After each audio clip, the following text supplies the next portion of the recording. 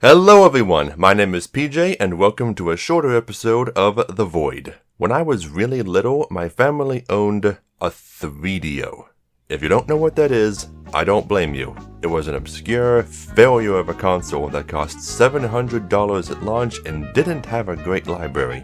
It had some very good ports of older FMV games like Dragon's Lair, Space Ace, and Theos Quest, plus others like Gex, Super Street Fighter 2 Turbo, Samurai Showdown, Night Trap, D, Rise of the Robots. It was a mixed bag, one that contained almost no exclusives, and even then, almost no decent ones. Today we're going to discuss what I consider to be the best 3DO exclusive game there is, Twisted the Game Show.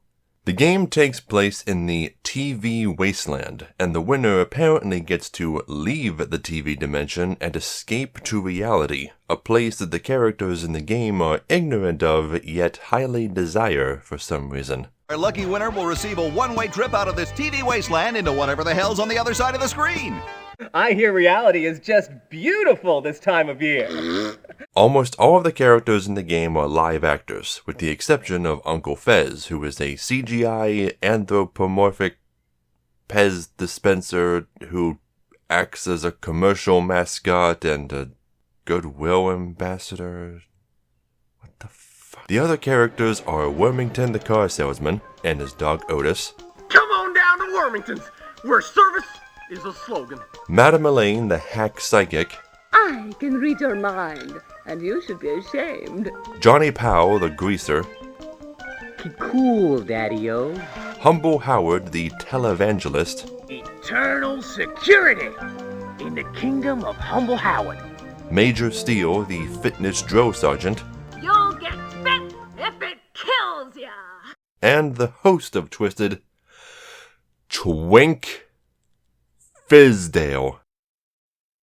It was the 90s. The rest of the graphics are flat images, some made from 3D models. The live-action sprites surprisingly look very believable in these environments, and there's almost no discernible artifacting. There are a few live-action FMVs here and there, like the commercial breaks and stock footage used for humor's sake. While the game is very colorful, it's all handled thematically and never feels overwhelming to the senses. The music in the game is okay.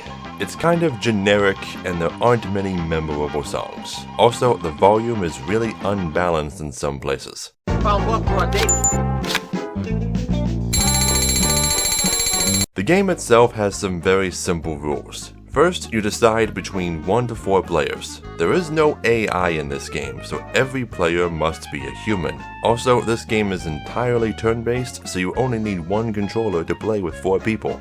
No sense buying more than 2 controllers for the 3DO of all things. Players take turns rolling the cyber die in order to move, which is done by stopping a group of roulettes and adding up their totals. This is a brilliant way to handle rolling, as it uses skill instead of luck. You can see the 6 spaces that are ahead of you, so if you're good enough you can avoid the bozo squares that make you lose a turn, or the wheel of torture that makes you lose turns until you beat a minigame. There's also the bonus square that lets you roll again, and the rest are all challenge squares. When you land on a challenge square, you are taken to the Matrix, a grid that'll decide what happens to you. Another player is told to take the controller and secretly select a row using A, B, or C. Once they've made their decision, you then have to pick a column, and this is where we get to the psychological warfare. You have to try and get into your friend or family member's head and figure out what row they gave you before choosing a column for yourself. Did they give you the row with the 2 turn-ending bombs?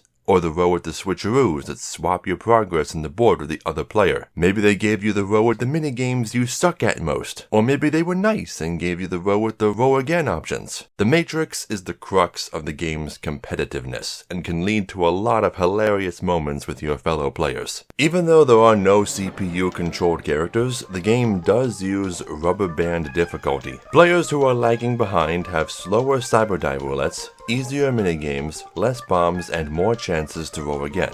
Characters that are in the lead have faster roulettes, harder minigames, and more bombs. It's incredibly well balanced. The minigames themselves are pretty standard. There's one that plays like whack-a-mole, a jigsaw puzzle, a sliding puzzle, a couple memory games, nothing hard to understand. But one minigame that definitely needed some work, if you can believe this, is trivia.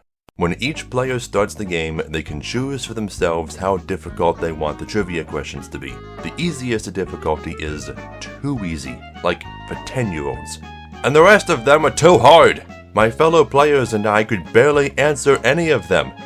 General knowledge, my ass. Anyway, the game ends when any one of the players reaches the final space, and while there's a different ending for each character, they're all basically the same.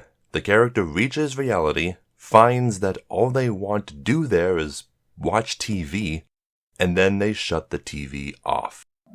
During the credits, you get this super creepy-ass music. Almost like the game is trying to hint that something more sinister has happened here. Why are these TV characters able to cross over into reality? And why do they have to win the right to do so? Can they leave whenever they want? Is interdimensional travel regulated by someone or something? Are they prisoners? Do they die when the TV is shut off and resurrect when it turns back on? Or maybe it's all one big metaphor for the values and priorities humans hold for life and leisure. Or maybe I'm reading way too deeply into it. Either way, these little story details are never explained and there are no clues that I can find. The game has a really good sense of humor. Run, Otis! Run! Run, Otis! Run! Oh my God! But it's sullied by the inexperienced actors. You're clumping my style. Still, Major Steel is one of the best characters. Whenever she's on screen, she really eats up the spotlight. Do that again, or your dog meat. Just like any TV show, there are a couple intervals during the game in which commercials play. They're extremely short, so they don't interrupt the game at all, and they're pretty funny. Invisible dog toys, what is it? Absolutely nothing, just grab a hunk and throw it. Dumb mutt not included. My only problem with the commercials is that there aren't enough different ones. You'll probably have seen them all by the end of your second playthrough. Boxed copies of the game only come with a black and white manual, which I guess is fine, but why does the Japanese version have a color manual? No goddamn sense. In closing, Twisted the Game Show is a really fun, wacky, and colorful game, and probably my all-time favorite party game. It would be nice if we could see a port or some kind of modern take on this game, but that's not gonna happen. Big Zero! Tell them what they've won. You've won absolutely nothing! A lifetime supply of nothing! It's sad, but the game will always maintain a special place in my heart. Overall, I give it a 7 out of 10. Thank you for watching.